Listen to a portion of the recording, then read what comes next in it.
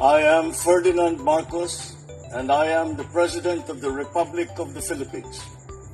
I stand today on behalf of 110 million Filipinos.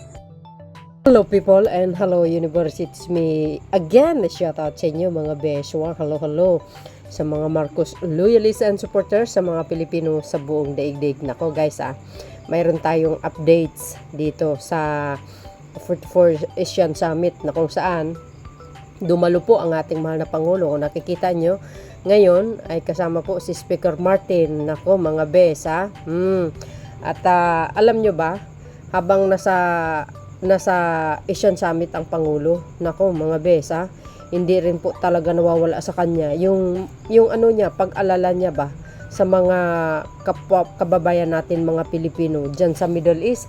Grabe ang tindi kasi ng tension mga kababayan. Lebanon, dyan pa sa sa Israel. Ay nako, naloka ako. But anyway, sabi po guys dito, basahin natin at pakinggan nyo mga kababayan yung kanyang pakikipag-uusap sa ating mga sa kanyang mga gabinete. Paano ba ang magiging sitwasyon ng mga Pilipino natin mga kababayan dyan sa Middle East? Ano ba ang dapat gawin ng pamahalaang Marcos administration? Pakinggan nyo po ang kanyang sinabi. Pero basahin ko ito guys At isa pa mga kababayan, may nagtatanong sa akin kung sino ba ang caretaker ng Pilipinas habang wala ang Pangulo. Babasahin ko po sa inyo mamaya, okay? The President's decision to prioritize the safety of our countrymen even while attending the 44 and 45 ASEAN Summit in Laos reflect his deep concern and dedication to every Filipino. Ayan baka sabihin nyo na naman walang pakialam ang Pangulo sa mga nangyayari dyan sa Middle East dahil medyo nalalagay sa alanganin ang ating mga kababayan dahil sa tensyon ba, sa gera. There was growing tension in the Middle East and we have to secure our Filipinos there. We wanted to make the security arrangement and assure them that amidst that growing tension, we secure our Filipinos in the regions. Ayan sabi po ni Speaker of the House. Pero itong video, very short lang ito guys. Panoorin nyo yung sinabi ng ating mahal na Pangulo. Okay?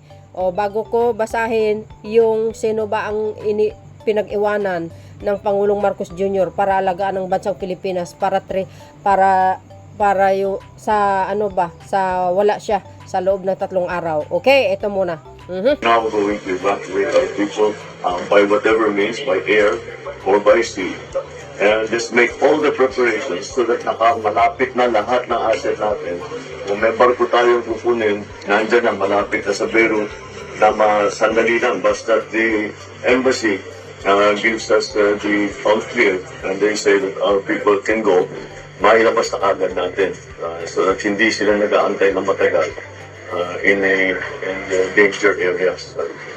Narinig nyo yun mga kababayan. Sabi ko sa iyo kahit nasa Asian Summit, hindi nawawala guys yung concern niya.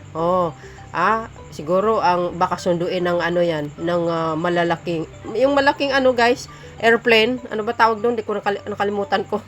At siyempre kung hindi man daw yun, yung mga barko natin. Sabi ko sa inyo ganyan sa kapag nag-alala talaga sa ating mga kababayan. Grabe kasi yung tension, So dahil dyan mga besa, basahin ko ito doon sa nag-request kung sino ba ang caretaker ng Pilipinas. Ito, basahin ko ito. Okay mga beswa? Ito na.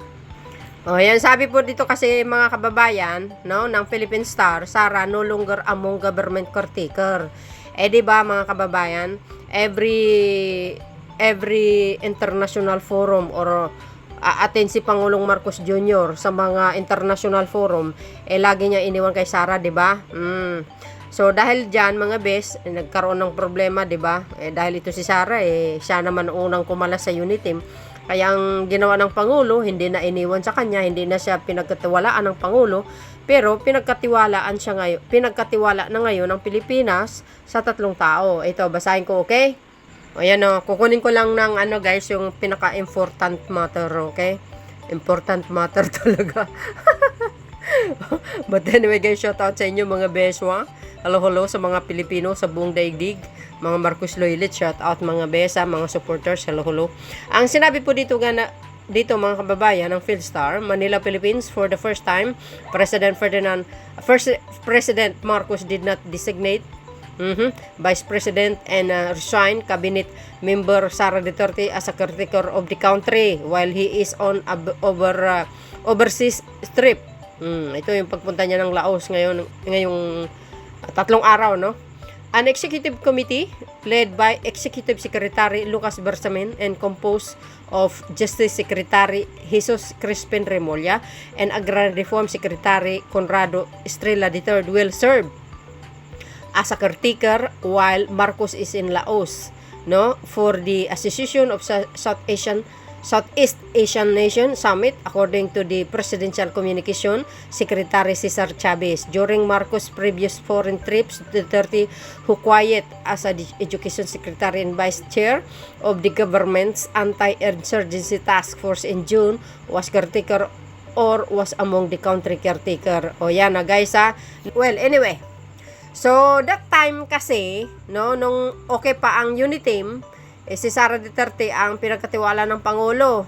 Nung kalaunan, nagkaroon po ng hindi maganda between the, ang UNITEAM, dahil din sa kagagawa ni Sara Duterte, dahil ang pinakaugat is confidential fund. Pero nung nasa Germany si Pangulong Marcos Jr., hindi niya na pinagkatiwala kay Sara Duterte ang Pilipinas, si Secretary Bersamin at saka si Secretary ng DAR, no, pinagkatiwala sa kanilang dalawa. Ngayon, nung nasa Laos ang Pangulo, 3 araw, 3 na ang pinagkatiwalaan niya.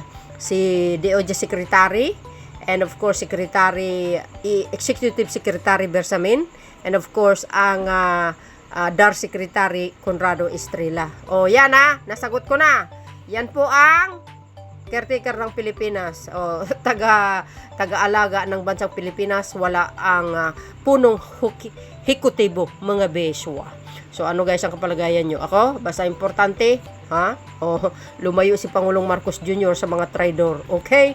See you again guys on my next upload video. Bye bye bye and babush. God bless Philippines.